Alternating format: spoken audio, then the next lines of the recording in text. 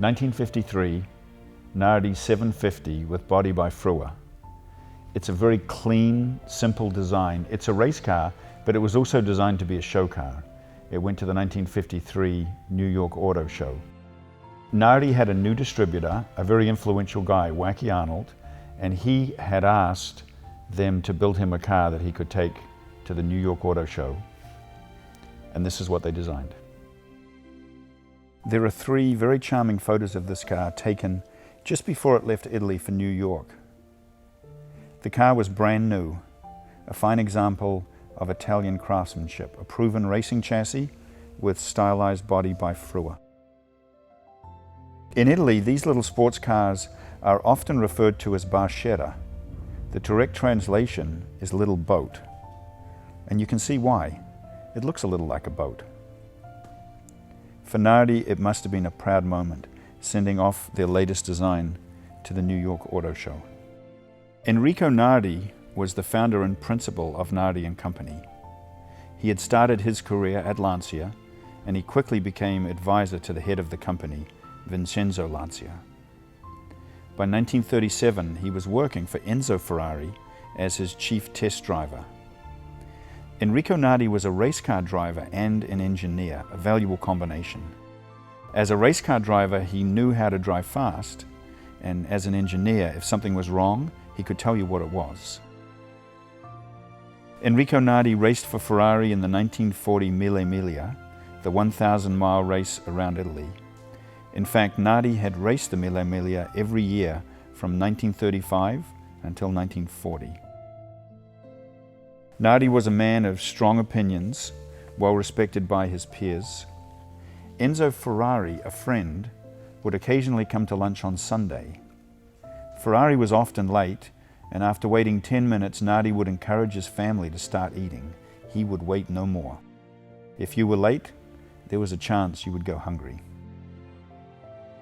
By 1947, Nardi was ready to start his own company. They produced speed equipment, intake manifolds, exhausts, gear shift assemblies, and steering wheels. Nardi would eventually become most famous for his steering wheel designs. One of Nardi's goals was to build his own race cars, fast, stylish, nimble. Often they were small in stature but very competitive on the track.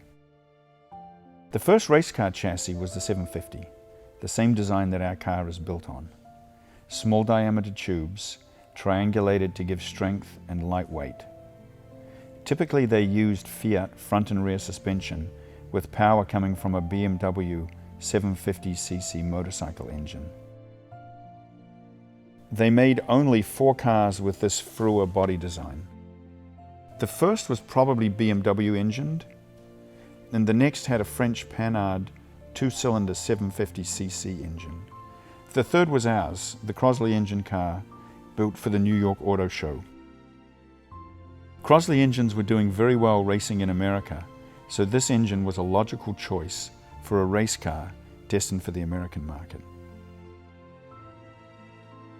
After the success of the New York Auto Show, our barchetta went back to the Arnold headquarters in Warsaw, Indiana. Wacky Arnold raced the car himself several times during the summer of 1953. By 1955, it was on display at the Henry Ford Museum.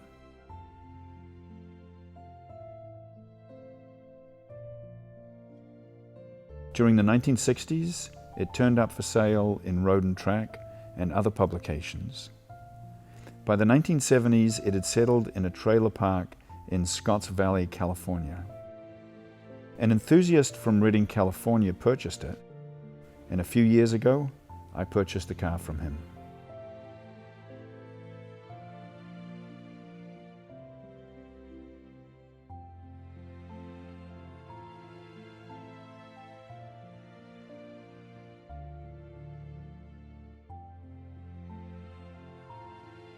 We're lucky to have some good photos of the sister car, the next Crosley-powered car at the Paris Auto Show.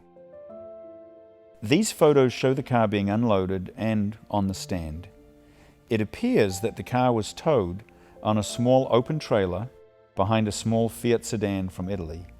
unthinkable today. Period photos of these cars when they were new and before anyone had a chance to alter anything are invaluable. When restoring, these photos help us get the details right. So let's take a look and see what it'll take to restore the car. Probably the most distinctive part is the grille. It's a Frua design. In the early 50s, if you look at other Fruas, you'll see a headlight in the center. It has Marshall lamps, the headlight and the running light. The turn signals are built into the grille. These will become important in a few minutes. On top of the grille, there should be a little vent up here. We have the vent. When they were racing, for some reason, they removed it. And there's also a badge that goes on top of the vent. We have that as well. Looking down the side of the vehicle, you can see how sleek it is. No exterior door handles, no door glass. The vehicle has no convertible top frame. It was designed to be a race car, but also designed to be a show car. So it's a little flashy, but very sleek, very clean design. It has the most minimal windshield, just a little plexiglass windshield. Really, it works very, very well. Lovely balanced little car. The way that the cockpit is finished is something that you'll see in Ferraris from the late 40s, early 50s. This leather-bound piece around the opening. I believe it's a touring design, probably something that Frua was copying from them. Everybody, as they do today, everybody was borrowing from everyone else. But still, it's just a lovely way to trim out and finish the cockpit opening. Standard, race car gas cap, quick release to fill it up and then get straight back onto the track. But of course, with a little bit of flair, they've put their own chrome escutcheon on the bottom just to sort of dress it up a little bit. The tail of the vehicle, there are a couple of things that need to be resolved here. These are just added, so these are not original. There's a pair of brake lights that sit on top of the rear fenders, and we have them. We also have the base that they sit on, so those need to be reincorporated into the tail. License plate light is original, and there should be a pair of turn signal lamps just below the brake lights. We don't have those, but what we do have are the turn signal lights on the front, and when we look at the old photos, we can see that the tail lights, the turn signal lights on the tail, are the same as the ones in the grille. So we at least know what we're looking for, and if we have to have them made, we have something we can copy, which is really great. So very stylish, light, lovely car, lovely car.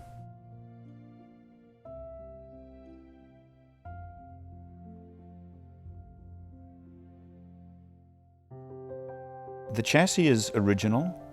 It's Nardi's 750 racing chassis design. It's quite different from other chassis from the period. Normally in this period, in the early 50s, the frames were predominantly two large tubes with cross members and outriggers. And Nardi has done something different. He has smaller tubes triangulated to give strength, rigidity, and lightweight. So it's a rather a unique design, distinctly Nardi. It's not like anything else of the period. The rear axle, it's set up the same as a Bugatti rear axle from the 1930s. It's a Fiat axle, but the way that they have it suspended is the same as the Bugatti. Rear quarter elliptic springs. So Nardi, when he wanted something, to work and to work better, he was happy to create his own design, but when he saw something that worked, he was okay borrowing it. Our frame has had a couple of small modifications. There are two tubes, one each side, that go under the rear axle. And at some point when the car was racing, those tubes were removed, probably in order to change the rear axle. They need to be reincorporated. And then there are two tubes alongside the transmission, and they have been moved to a slightly wider position, probably to facilitate a different transmission being fitted at some point, but they need to be corrected. And up in the driver's front corner, there are 3 or 4 tubes that are showing cracks and some welds. The steering box mounts on one, the lower suspension on the driver's side mount on the others, and just the stresses and strains over time, there's some cracks and some welding, so those are going to need to be repaired. Otherwise, the chassis original and correct. Thankfully, the interior has the original steering wheel and all the original gauges, switches, and knobs.